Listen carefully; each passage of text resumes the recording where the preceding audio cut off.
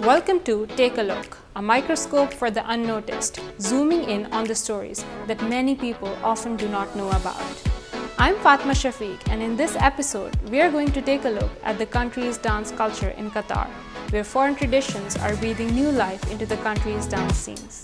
Later, we will also get insights from the 2022 FIFA World Cup dancer Tima Akkamar. But first, Qissa Zahra explored the local fusion of rhythms and beats.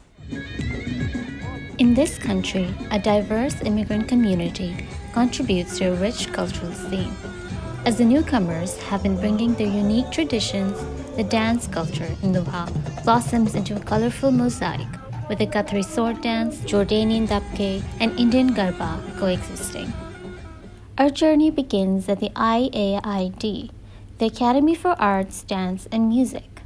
Launched 22 years ago as an Indian classical dance school, the Academy has become a nurturing ground for talents beyond the largest diaspora in the country.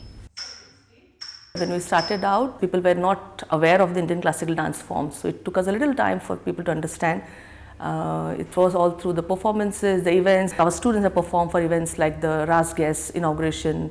We've been a big part of the Asian Games opening and the closing ceremonies. We have danced to Arabic songs, of course, but again, it's all the Indian movements that we have involved. So I think that's how we have tried to collaborate with the Qatari communities. The classical dance forms are getting very popular now.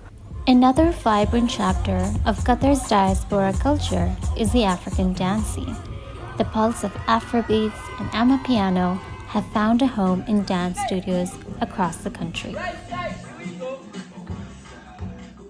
Other internationals are interested. I have seen people here who aren't African do Afrobeat dancing. Even non-Nigerians, non-black people know about it. So definitely Afrobeats, even Amapiano, it's everywhere, especially now.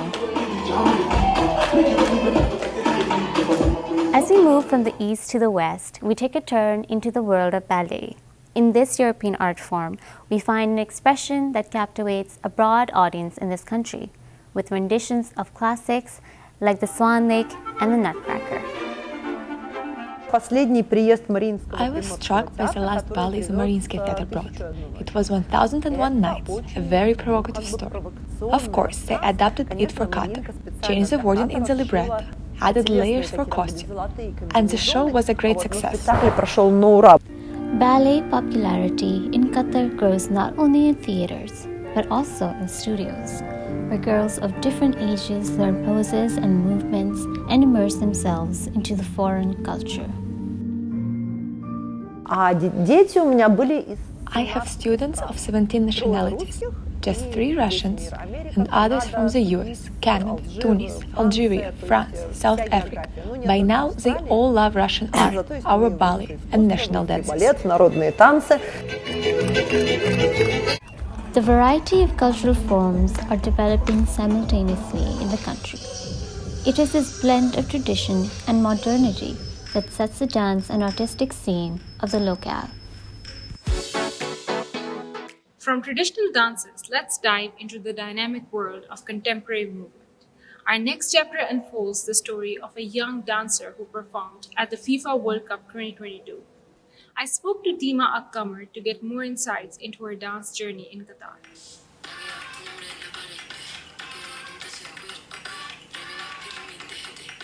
We do showcases at my dance studio, Bravo Studio. So we have, at the end of each semester, which is twice a year, we have showcases. There's a winter showcase and a spring showcase. And we usually prepare for that for a period of like 3 to 4 months. We do that. We have each different class is once a week. Once a week I'll have contemporary, once a week I'll have jazz, once a week I'll have Latin, and then those are all combined into one showcase. But the process for example, for video clips or for performances that are out there like the World Cup and Asian Cup, Arab Cup, those are usually actually surprisingly done only over a course of 2 to 4 days, but for longer hours. How does it feel to bring such form of art to a globally recognized event like World Cup? Dance is a very important way for someone to express themselves. Like, it's very easy to say because you hear dancers saying this a lot, but I think it's very important to showcase your identity as a dancer, and I think that's why it's important. Like, each dancer always has their own style, their own way of showing. So being able to show this globally and show this to the world, diverse dancers, like I think that's the biggest part of doing this, and that's what makes it very special. You have dancers from different countries, backgrounds, races, ethnicities, and it makes it really special for everyone. How do you think classical forms of dance, like traditional dance, have influenced the contemporary dance that you do? Being a Syrian who grew up in Qatar, I was surrounded by many different cultures and identities, but I still learned how to learn my own dance, Dabka, and it did help me in my own dance style, because if I'm dancing to a song in Arabic or if we're doing an Oriental fusion type of dance, it really helps because I have that knowledge, and it does make me proud and happy to try these different elements from Western to more of my background, which is Syrian. Are there any specific projects or any collaborations that you are going to do in the future? Recently, from my choreographer's standpoint of view, I just had a competition, a choreographer's competition here in Qatar, which I worked really hard on. I was the choreographer, but I had 4 other dancers with me, and that one was really the highlight of my year in 2023. And because we won that competition, and it was not just about winning, about showcasing something different. I think that was really important.